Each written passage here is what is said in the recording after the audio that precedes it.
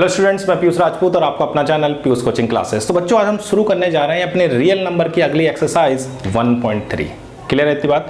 तो बच्चों, सबसे पहला क्वेश्चन इसमें यह है कि root 5 as a irrational number. पहला क्वेश्चन क्या कह रहा है कि रूट 5, वो बच्चों देखो कई बार बोर्ड में क्वेश्चन पूछा गया है, वो रूट 5 आ सकता है, रूट 3 आ सकता है, रूट 2 आ सकता है, लेकिन करने का तरीका बिल्कुल एक सा है। तो क्या क्वेश्चन है कि रूट प्रूव करना है कि root 5 is a irrational number. ठीक है बच्चों, तो हम पहले ये मान लेते हैं, लेट अस सपोज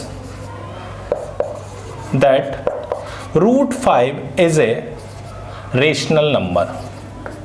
क्या मान लिया हमने इसको? एक है रेशनल नंबर ले लिया। क्लियर है बात इतनी? और आपको पता है कि जो रेशनल नंबर होते हैं बच्चों, उनको हम p बाई क्यू की फॉर्म में रिप्रेजेंट करते हैं। तो मैं ऐसा लिख सकता हूं क्या, root 5 is equal to a by B. जो a और b हैं, a एंड b कैसे हैं? ये को प्राइम इंटीजर है। a एंड b कैसे हैं? को प्राइम इंटीजर हैं। कैसे हैं? को प्राइम इंटीजर्स वो होते हैं बच्चों जो सिर्फ और सिर्फ 1 से डिवाइड होंगे। इन दोनों में कोई भी कॉमन फैक्टर नहीं होगा। इतनी बात क्लियर है? चलो भाई, क्या मैं ऐसे लिख सकता हूं a अपॉन b, मैं दोनों तरफ इसका स्क्वायर कर रहा हूं, कोई दिक्कत तो नहीं है। तो आएगा a square upon v square is equal to 5। तो a square is equal to क्या आ गया? 5b square. जो बच्चों 5 है वो किसका फैक्टर हुआ? a स्क्वायर का। तो लिख सकते हैं 5 इज द फैक्टर ऑफ किसका? a स्क्वायर का। तो ये भी कह सकते हैं 5 इज ऑल्सो फैक्टर ऑफ, ठीक है भाई। तो अगर 5 क्या है? 5 is the factor of a square, so 5 also the factor of a। कोई दिक्कत वाली बात नहीं। फैक्टर थ्योरम से हम कह सकते हैं कि अगर a स्क्वायर का फैक्टर है तो a का भी फैक्टर होगा। तो क्लियर इतनी बात? तो सबसे पहले क्या करा हमने, ये एज्यूम कर लिया कि हाँ जी वो एक रेशनल नंबर है। उसके बाद ये आया कि भाई जो 5 है वो a का फैक्टर है। तो फैक्टर है तो मैं ऐसे लिख सकता हूँ क्या, a is equal to 5c। इस a की वैल्यू को रखो यार, तो कितना आएगा? 5c का square is equal to 5b square, 25c square is equal to 5b square, और b square is equal to 5c square. तो ये कह सकते हैं 5 इज ऑल्सो फैक्टर किसका? b का। तो 5 is the factor of b square, so 5 is also factor of b।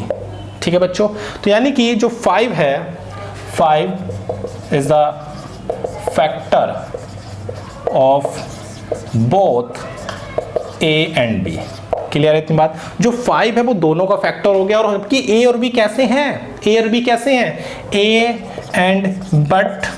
And b are को प्राइम। और अब की हमने क्या दिखा दिया? जब हमने इसको लेके दिखाया तो ये आ रहा है कि जो 5 है वो दोनों का फैक्टर, और हमने a और b कैसे ले रखे हैं? को प्राइम। इसका मतलब क्या? हमारी बात तो गलत हो गई भाई। हमने लिया था उनको कि उसमें कोई भी क्या होगा, 1 के अलावा कोई फैक्टर नहीं होगा, लेकिन क्या आ गया? 5 उसका एक कॉमन फैक्टर आ गया। तो ये बात हो गई कि भैया हमारी बात गलत है और रूट 5 एक इरेशनल नंबर है। तो हम ये कह सकते हैं आवर एजम्पशन वाज रॉन्ग। हमारा एजम्पशन क्या है? रॉन्ग है। And root 5 is not rational. Clear है इतनी बात कि कोई दिक्कत तो नहीं? सारे क्वेश्चन ऐसे ही होंगे, बिल्कुल यही पैटर्न होगा आपका कि आपको सबसे पहले उसे एज्यूम करना है कि वो एक रेशनल नंबर है, फिर आपको दिखाना है कि वो उन दोनों में कोई एक कॉमन फैक्टर आ गया है। जबकि आपने एज्यूम किया था कि वो को प्राइम थे, और जब कॉमन फैक्टर आ गया तो आपका एजम्पशन गलत हो गया। तो वो कैसे हो गए कि वो एक इरेशनल नंबर हो गए। क्लियर है इतनी बात? फटाफट इसको लिखो, फिर देखते हैं इसका नेक्स्ट क्वेश्चन। इतनी बात क्लियर है आपकी? चलो भाई देखते हैं अगला सेकंड क्वेश्चन क्या है। सबसे इंपॉर्टेंट क्वेश्चन आता है बच्चों ये, जो रूट 5, रूट 3, रूट 2 पेपर में सबसे ज़्यादा चांसेस होते हैं इसके आने के। सेकंड क्वेश्चन ये है कि 3 प्लस 2 रूट 5, ये आपको दिया हुआ है, दिखाना है कि ये इर्रेशनल है। कैसा है? इर्रेशनल। चलो भाई, इसमें भी हम एज्यूम कर लेते हैं कि ये कैसा है? एक रेशनल नंबर है। एज्यूम कर लिया 3 plus 2 root 5 is equal to क्या ले लिया? a upon B. 2 root 5 is equal to क्या हो गया? a upon B minus 3। Root 5 क्या हो गया, a minus 3b upon 2b। देखो बच्चों a and b are integers, कैसे हैं वो, इंटीजर्स है। अगर a और b इंटीजर है तो ये वाली चीज तो बच्चों रेशनल होगी ना, कोई दिक्कत वाली बात तो नहीं है। कैसी होगी भाई, a और b इंटीजर है, अब इंटीजर है तो इसका मतलब ये रेशनल हुआ, और रेशनल है और रूट 5 कैसा है, एक इरेशनल नंबर है। Root 5 is a irrational. तो क्या कभी एक रेशनल इरेशनल के बराबर हो सकता है? It is not possible. So लिख सकते हैं so 3 plus 2 root 5 is a irrational. कोई दिक्कत वाली बात हो तो बताओ। क्लियर है यहाँ तक? चलो भाई अब आते हैं थर्ड के फर्स्ट क्वेश्चन पर। बिल्कुल ऐसे ही बच्चों, वो भी थर्ड का फर्स्ट क्वेश्चन आपसे कह रहा है कि 1/√2 बिल्कुल ऐसे ही करो।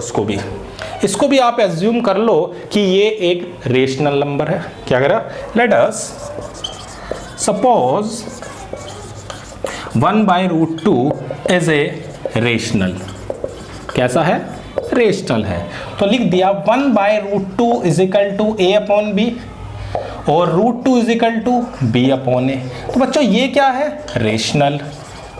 और √2 कैसा होता है बच्चों, इरेशनल। तो क्या कभी कोई रेशनल इरेशनल के बराबर हो सकता है? It is not possible. It is not possible. So 1/√2 is irrational. कोई दिक्कत वाली बात हो तो बताओ। क्लियर है? दोनों क्वेश्चन बिल्कुल ऐसे ही थे कि एक साइड रेशनल आ गई, एक साइड इरेशनल आ गई, तो रेशनल और इरेशनल कभी बराबर हो नहीं सकते, तो हमारी बात गलत हो गई। तो ये कैसा हो गया, इरेशनल। क्लियर है इतनी बात? फटाफट नोट करो। अब देखते हैं इसका सेकंड पार्ट। बहुत आसान है बच्चों ये क्वेश्चन, बहुत ही। कोई दिक्कत हो बताओ। चलो भाई सेकंड पार्ट कह रहा है 7√5 इसका सेकंड पार्ट है। चलो भाई इसे भी देखते हैं। 7√5 बिल्कुल वैसे ही करेंगे। Late us suppose that 7√5 is a rational number. हमने मान लिया एक ऐसा नंबर है बच्चों, एक रेशनल नंबर है। क्लियर है इतनी बात? चलो भाई तो 7√5 is equal to a upon b, √5 is equal to a upon 7b। बच्चों ये कैसा हो गया, रेशनल। और दूसरी तरफ क्या आ गया, इरेशनल। क्या आ गया, इरेशनल। तो क्या कभी रेशनल और इरेशनल बराबर हो सकते हैं? तो जी नहीं हो सकते। तो हमारी बात गलत हो गई और 7√5 कैसा हो गया, एक इरेशनल नंबर। क्लियर है इतनी बात? कोई दिक्कत तो नहीं? चलो भाई अब आते हैं 6 प्लस √2। इसको मैंने ले लिया a अपॉन b। बिल्कुल ऐसे ही करना है बच्चों, कोई भी अलग चीज इसमें नहीं है। तो क्या हो गया, a minus 6b upon b। ये कैसा है, रेशनल। हाँ या ना? और ये कैसा है, तो बच्चों ये इरेशनल है। तो क्या कभी रेशनल और इरेशनल बराबर हो सकते हैं? तो नहीं हो सकते। तो it is not possible. So 6 plus √2 is a irrational. कैसा हो गया, बस सिंपल लिख दो, ये कैसा हो गया, इरेशनल। क्लियर बात है? क्लियर? कोई दिक्कत वाली बात? तो बच्चों हमने क्या देख लिया इसमें कि √5 को किस तरह से करते हो, इन क्वेश्चनों को किस तरह से करते हैं।